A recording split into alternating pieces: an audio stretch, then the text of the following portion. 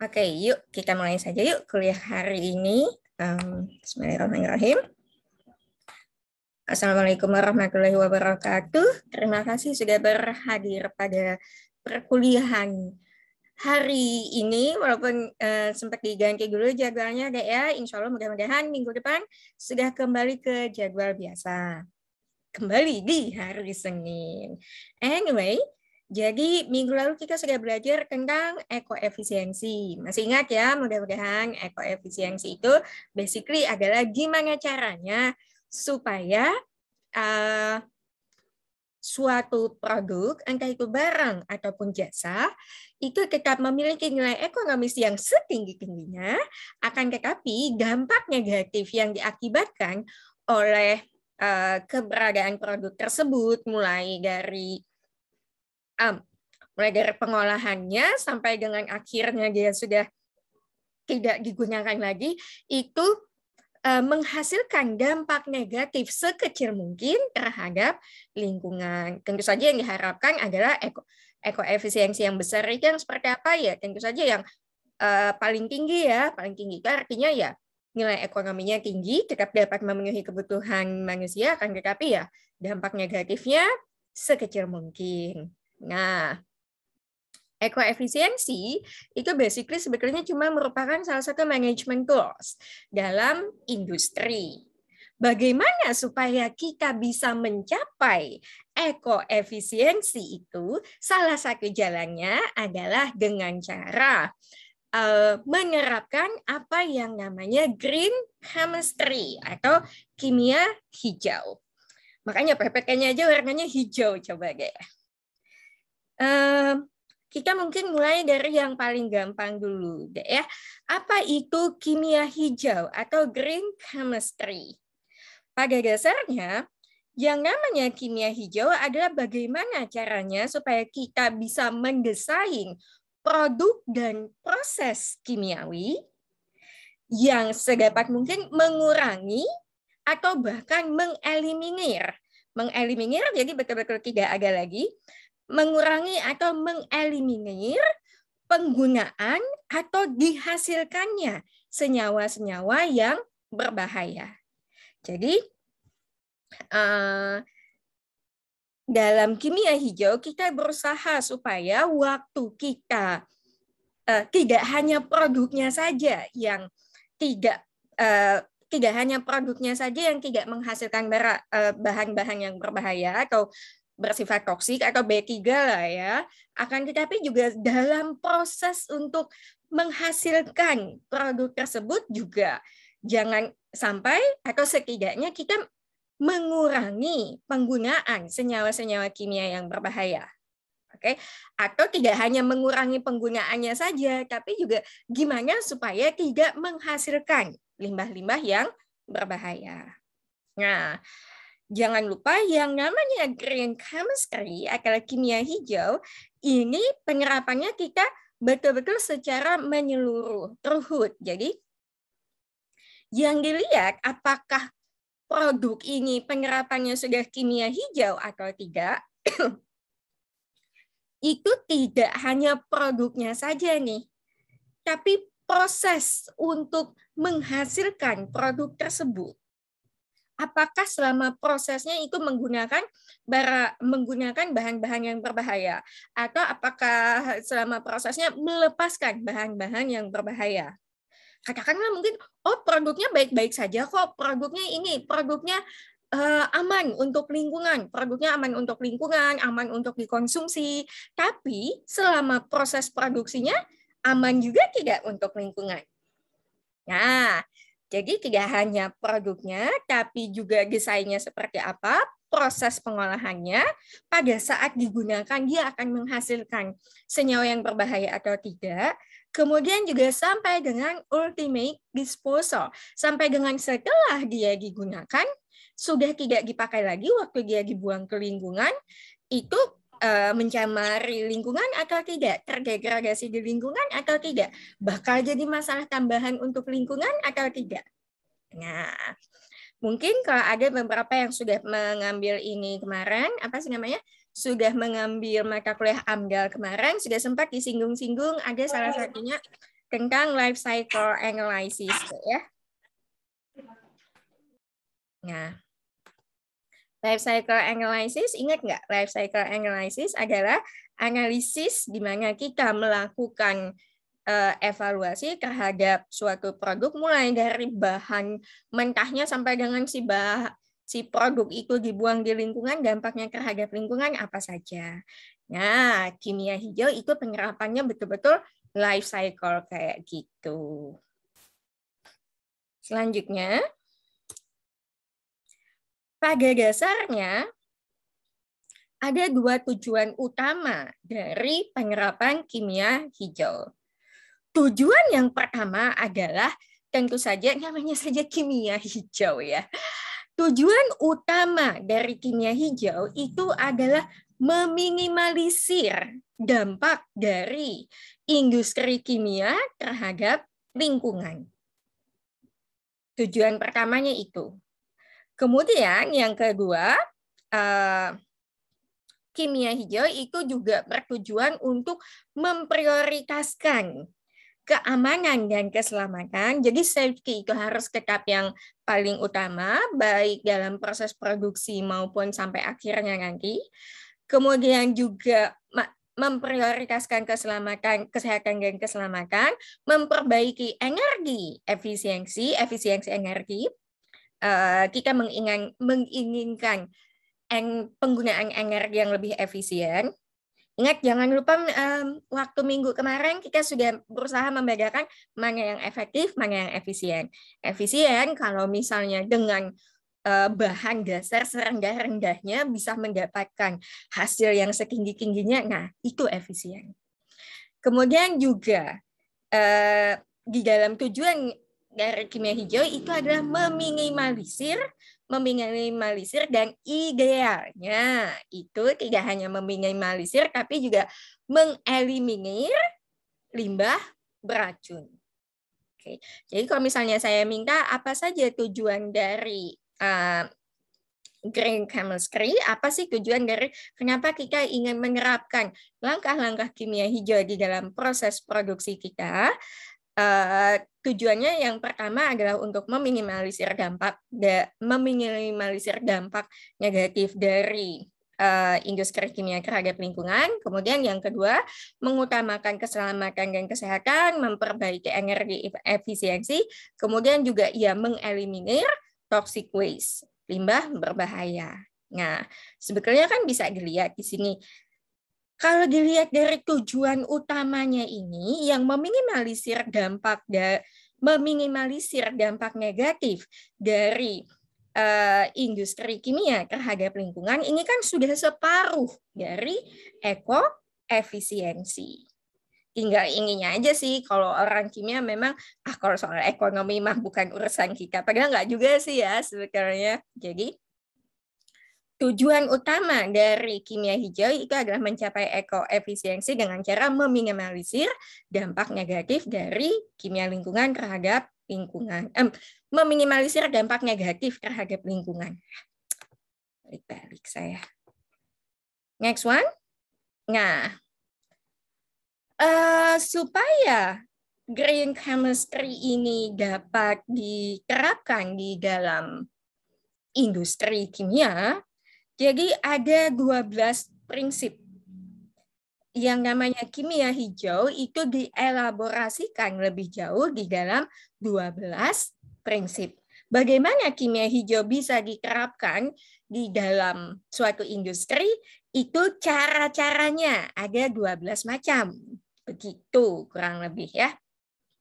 Nah, jadi ke-12 prinsip ini yang disebut sebagai the 12 principles of green chemistry.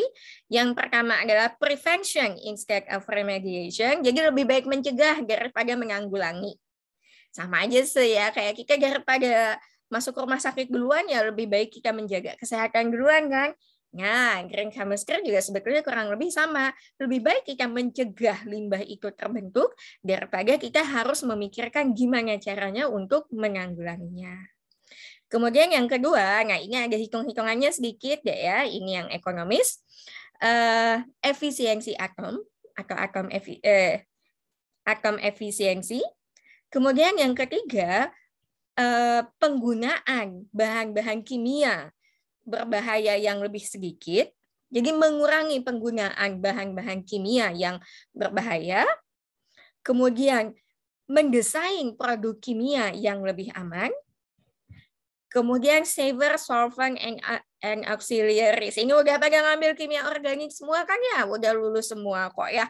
Jadi sudah tahu bahwa kita seringkali dalam proses industri, apalagi kalau sudah melibatkan senyawa-senyawa organik yang tentunya sangat beragam, itu salah satu langkah yang sangat sering dilakukan itu adalah ekstraksi dengan menggunakan pelarut. Ya kan?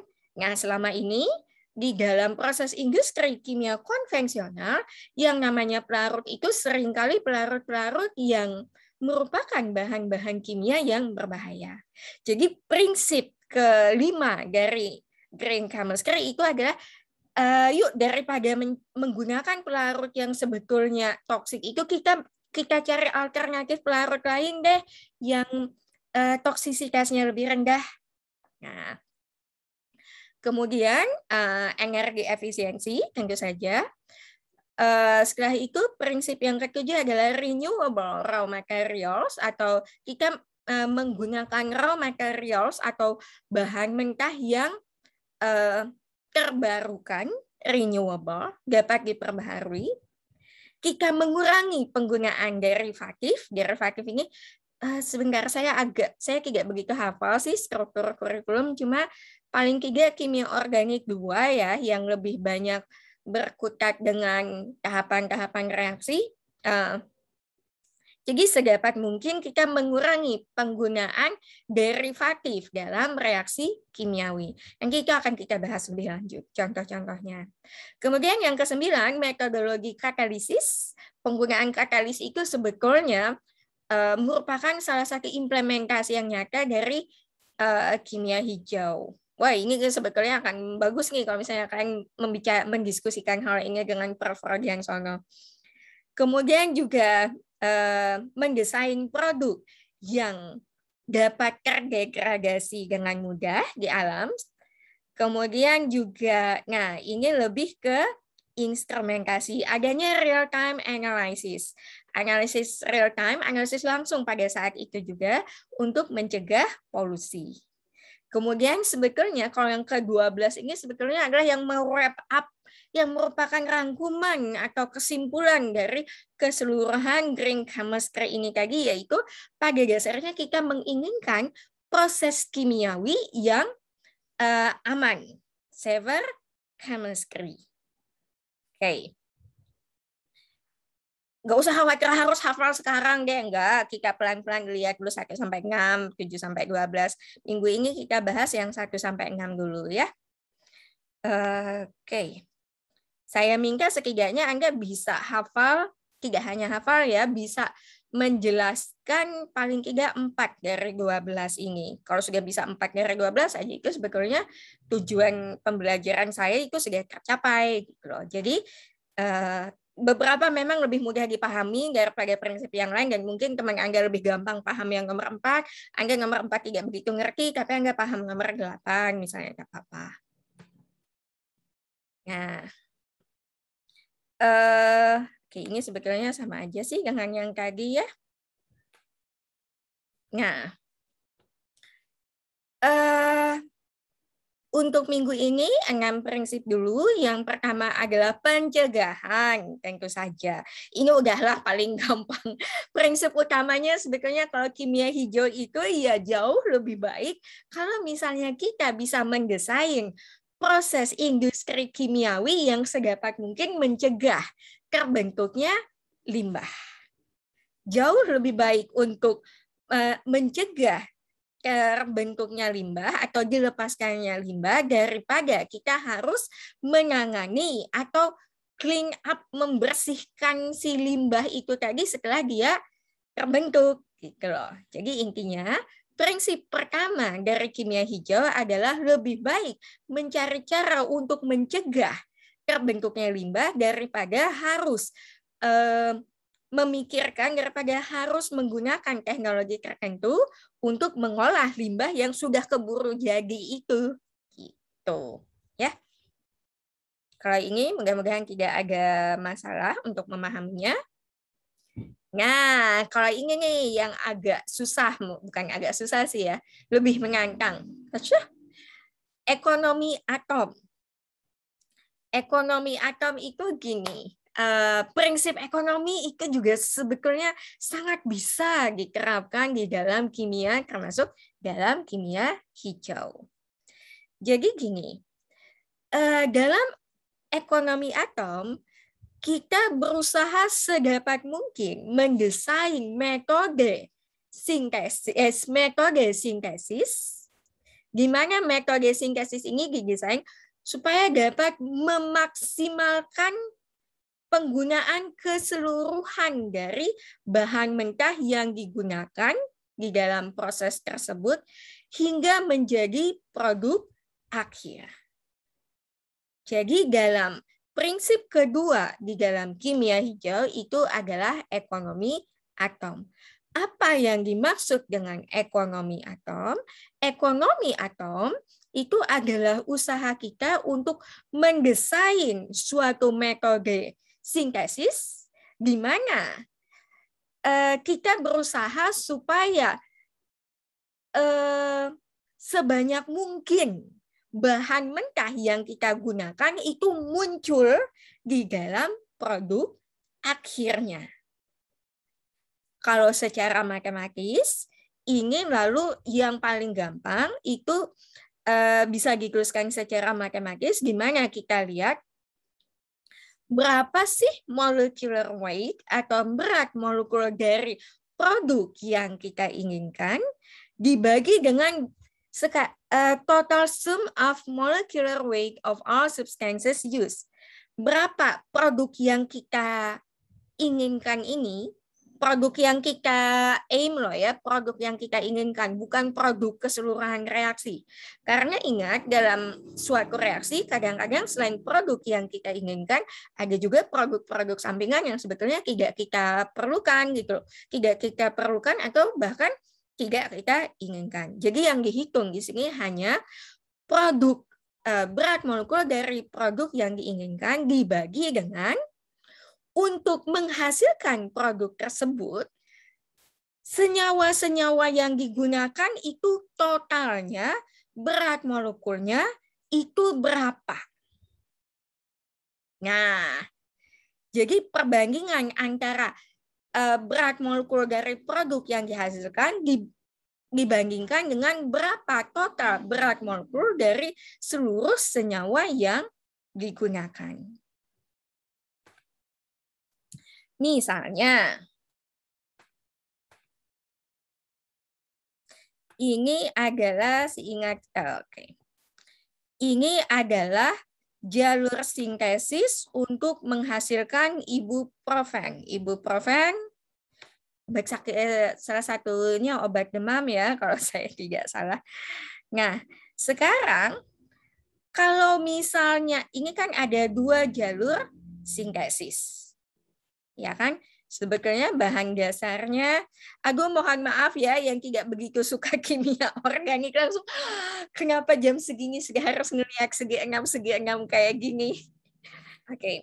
Kaki loh, saya dulu pernah waktu S3, saya kan dari S1 memang nggak begitu paham ya kimia, ya sampai sekarang sih kimia organik, tapi waktu S3 malah salah satu mata kuliah yang saya ambil itu kimia organik lingkungan. Itu benar-benar yang saya pengen sungkem rasanya sama dosen kimia organik, saya berasa kualat. Anyway, sebetulnya ada 2 jalur reaksi untuk memperoleh ibuprofen ini. Nah, bahan dasarnya juga sama. Bahan dasarnya juga sama. Entah senyawa apa ini namanya, asam, bukan asam ini. Anyway, perbedaannya bisa dilihat kalau jalur A ini ada dia menggunakan AlCl3, kemudian juga ada senyawa keton ya, ini senyawa keton ini, kemudian juga menggunakan natrium monoksida dan seterusnya. Sampai akhirnya menghasilkan ibuprofen. Nah, sementara kalau yang jalur B itu dia menghasil dengan bahan dasar yang sama, tapi jalur sintesisnya ini jauh lebih pendek. Lalu menghitung atom ekonominya seperti apa?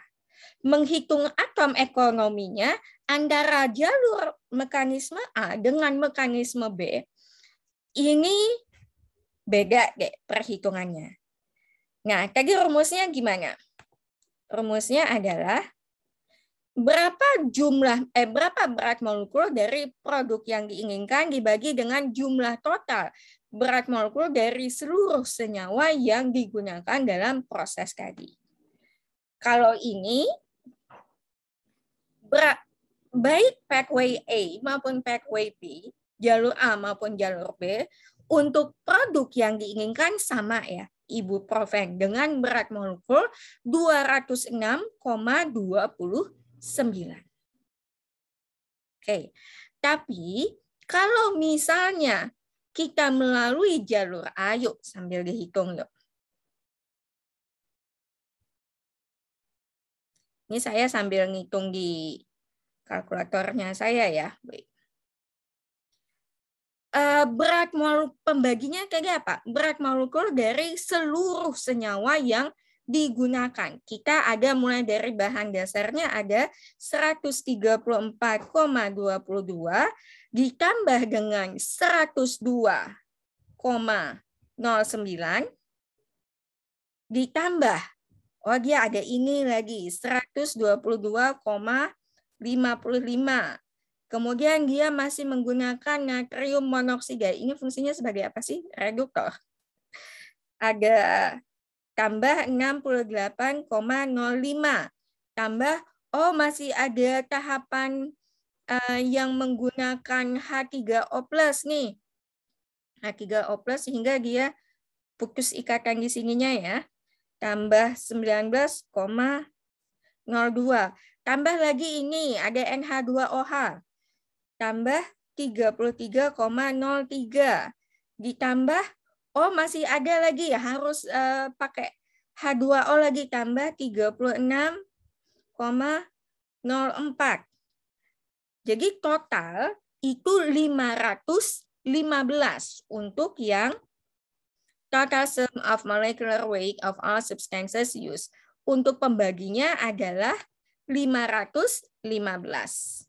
Jadi 206,29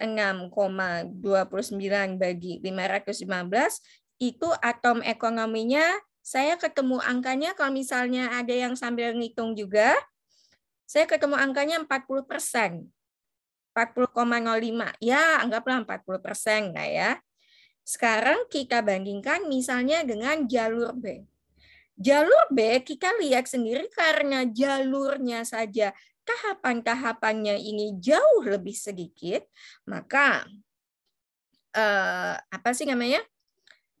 Kita bisa hitung berat molekul senyawa produk yang dihasilkan sama ya, 206,29 karena sama-sama ingin mensintesis ibuprofen. Akan tetapi sekarang pembaginya yang beda deh. Kita sekarang punya mulai dari ini dulu. Ada 134,22 tambah 102,09 tambah 2,02 tambah 28,01. Total untuk berat molekul keseluruhan senyawa yang digunakan di dalam proses sintesis reaksi ini itu adalah 266,34. 266,34. Jadi atom ekonominya 206,29 dibagi 260 berapa tadi? 268 ya? Ada yang keep up nggak? 206,29 dibagi 268. Saya ngitung sekitar 77% atom ekonominya. Jadi yang pathway B yang jalur sintesis B, ini atom ekonominya ini jauh lebih bagus dibandingkan dengan yang jalur A. Paham? Karena pembagi kita menggunakan lebih sedikit senyawa untuk menghasilkan senyawa yang sama gitu. Nah, misalnya nih ada yang sudah, Bu, kenapa HF, kemudian ini ada katalis kemudian ada Ni ini, kemudian ada PD ini palladium ya. Kenapa tadi nggak dihitung di dalam yang ini? Kenapa tidak dihitung sebagai pembagi? Kenapa tidak dihitung sebagai jumlah total berat molekul dari keseluruhan senyawa yang digunakan dalam ini, dalam proses reaksi? Ayo, kira-kira kenapa?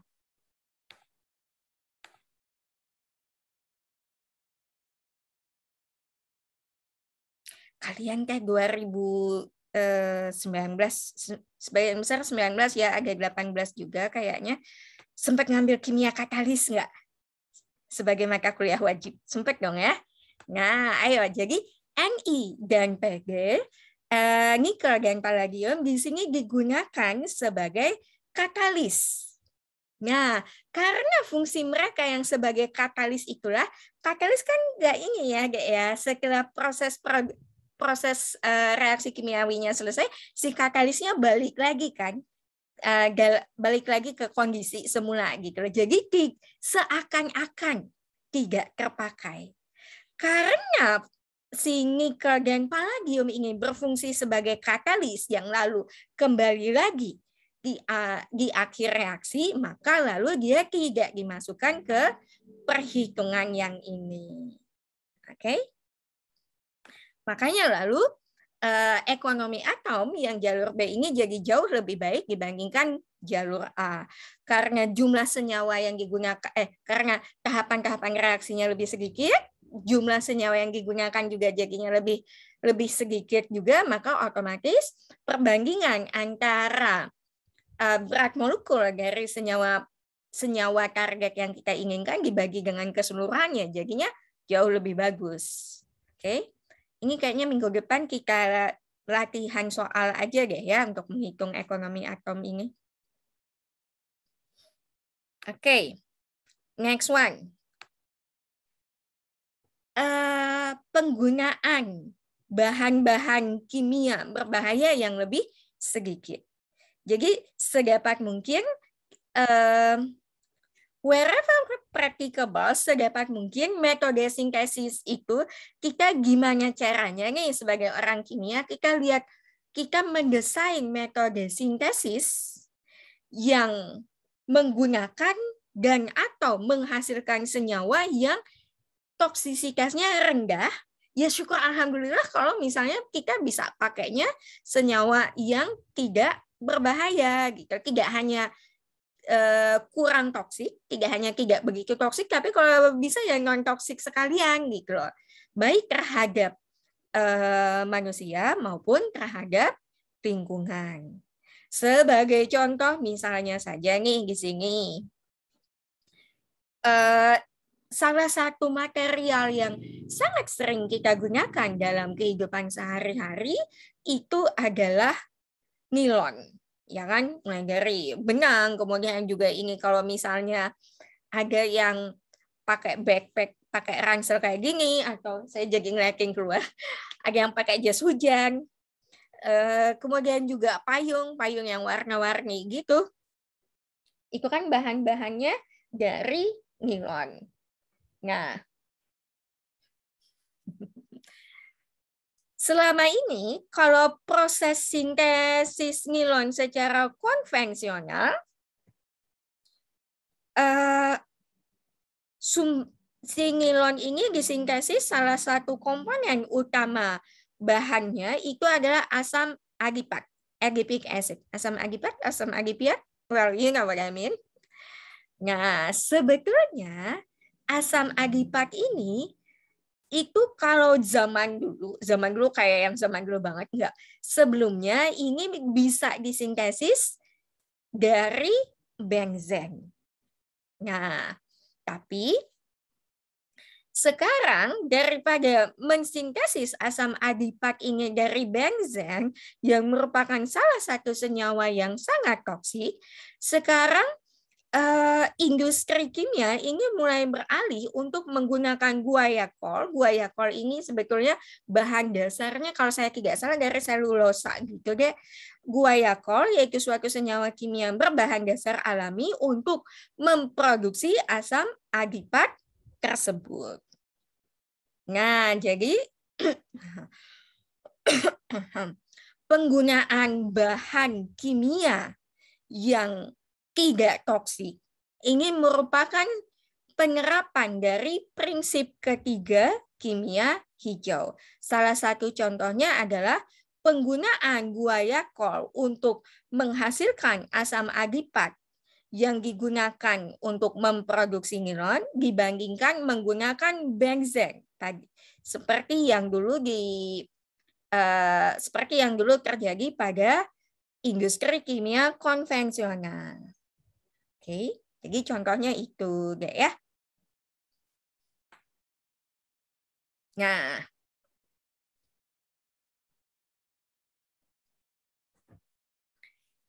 sekarang selanjutnya juga yang kita inginkan adalah kita mendesain produk-produk kimianya yang memang itu aman untuk digunakan.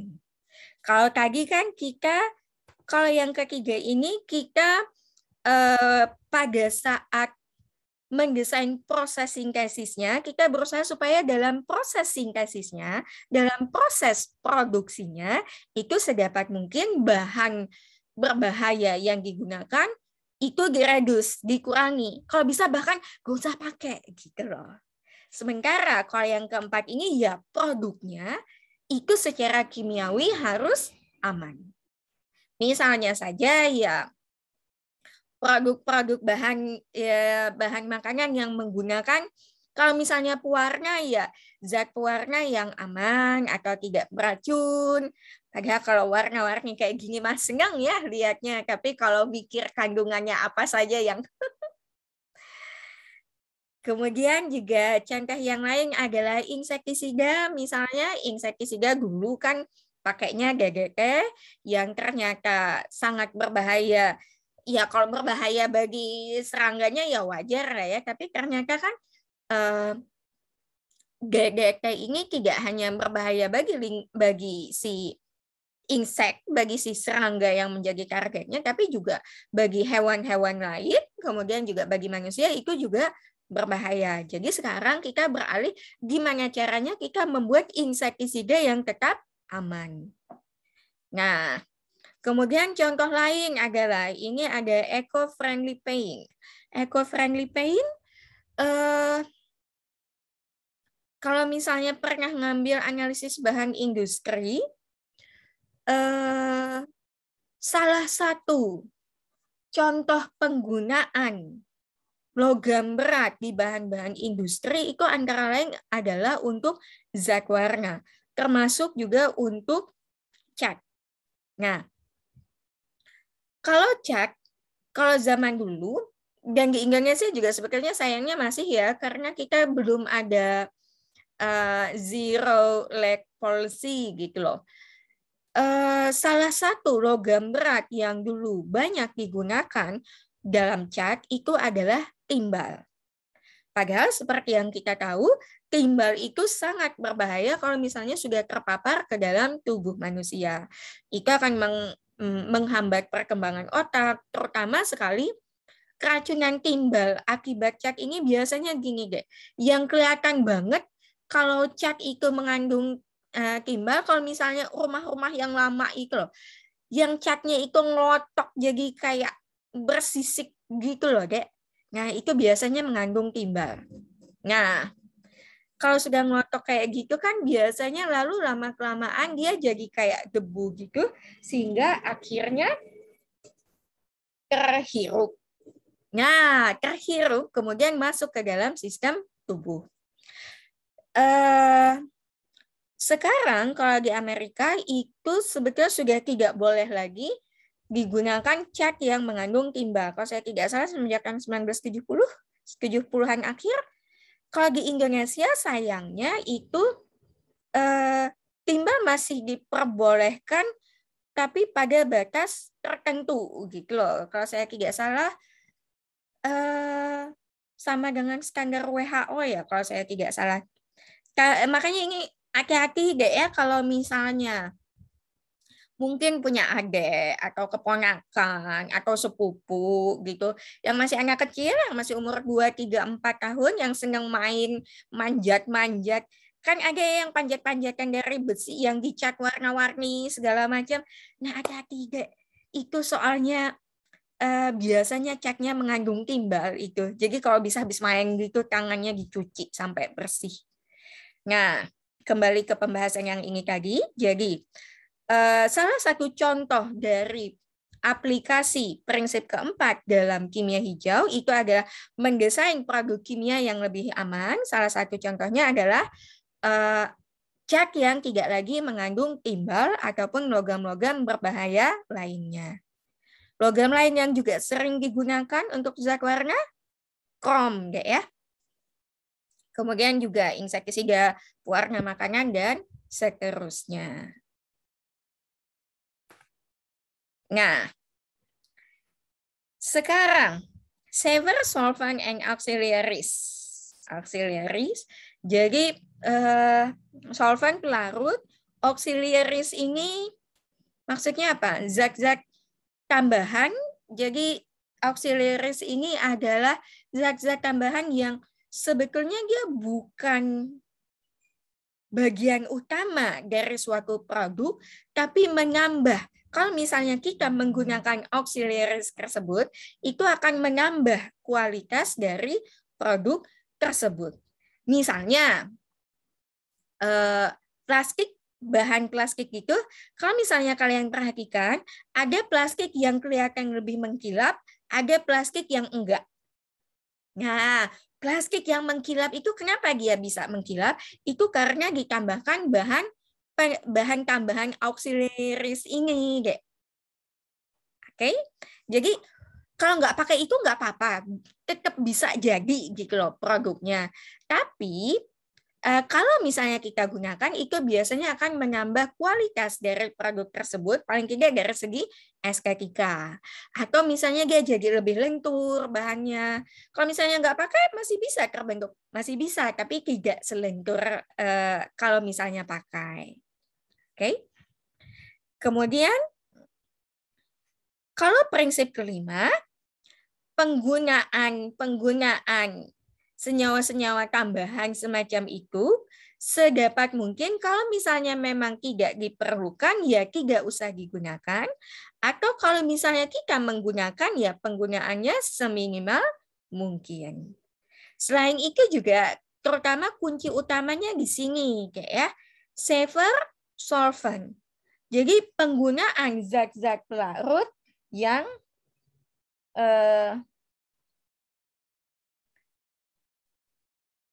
apa sih namanya? Penggunaan zat-zat pelarut yang lebih aman, tidak bersifat toksik, atau setidaknya toksisitasnya lebih rendah.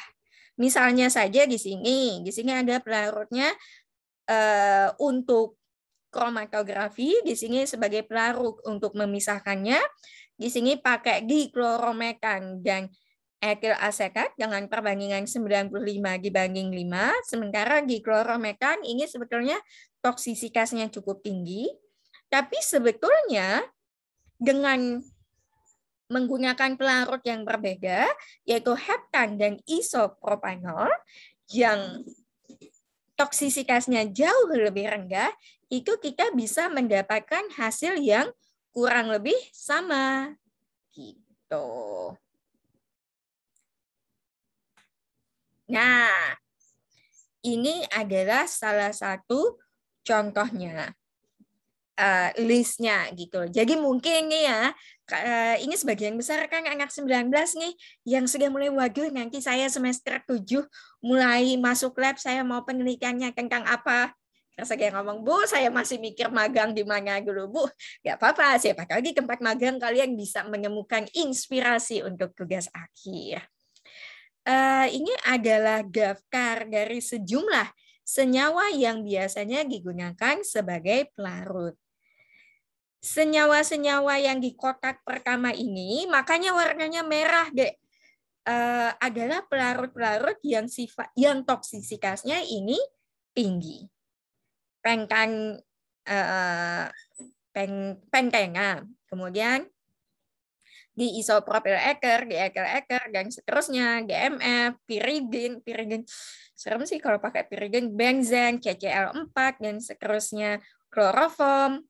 Nah, ini daripada menggunakan yang ini, bisa menggunakan alternatifnya agar yang di kotak kedua ini atau kotak ketiga. Kalau yang kedua ini toksisitasnya lebih rendah, kalau yang di kotak ketiga ini hijau loh warnanya, karena memang toksisitasnya ya jauh lebih rendah lagi. Jadi ini seperti yang saya bilang tadi, kalau misalnya kalian tertariknya ke bidang kimia organik, ini sebetulnya salah satu topik penelitian yang menarik gitu loh. Misalnya, proses yang ada selama ini menggunakan kloroform sebagai bahan, sebagai sebagai pelarutnya untuk mengekstrak suatu senyawa tertentu. Kan kalian bisa lalu meneliti, mengkaji apakah ekstraksi dari senyawa dimaksud itu bisa sama efektifnya kalau kita menggunakan pelarut lain yang toksisitasnya lebih rendah. Oke. Next one. Oh, sudah. Ternyata cuma sampai prinsip ke-5 saja hari ini. Oke. Kalau begitu, untuk minggu ini itu dulu. Minggu depan baru kita lanjutkan ke prinsip-prinsip lain. Tenang saja, masih ada 6 prinsip lainnya yang belum kita bahas. Sampai sini ada yang mau ditanyakan? Atau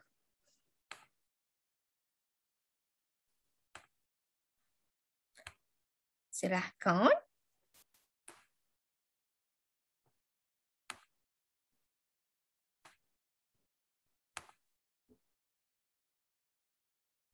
Ini ancang sekali kalian mentang-mentang di luar mendung ya. Jadi.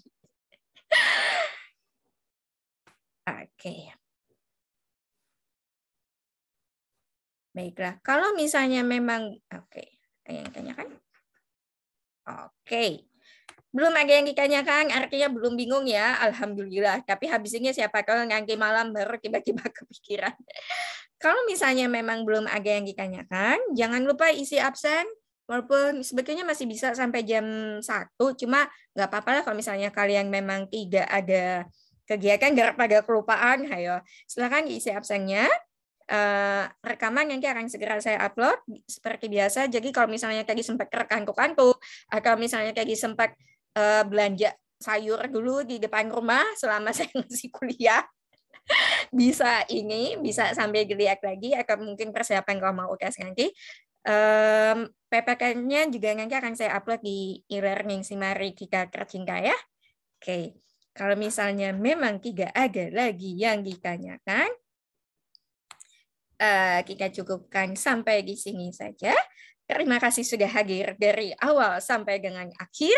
Mudah-mudahan apa yang saya sampaikan hari ini bisa dipahami dan ada manfaatnya. Terima kasih. Wabillahi taufiq wal hidayah. Wassalamualaikum warahmatullahi wabarakatuh. Terima kasih semuanya. Waalaikumsalam. Waalaikumsalam. Terima kasih banyak. Terima kasih, Ibu. Ya, Ibu.